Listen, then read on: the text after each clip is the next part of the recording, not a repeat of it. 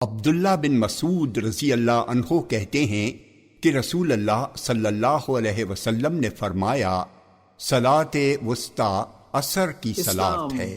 جامع ترمذی حدیث نمبر 181۔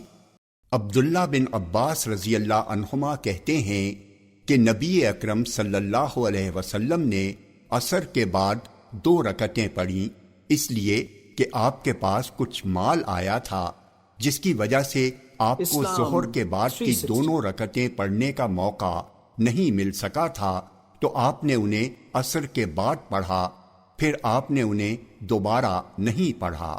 جامع ترمذی حدیث نمبر 184۔ عبداللہ بن مغفل رضی اللہ عنہ سے روایت ہے کہ نبی اکرم صلی اللہ علیہ وسلم نے فرمایا، جو نفلی نماز پڑھنا چاہے اس کے لیے ہر 2 اذان کے درمیان نماز ہے۔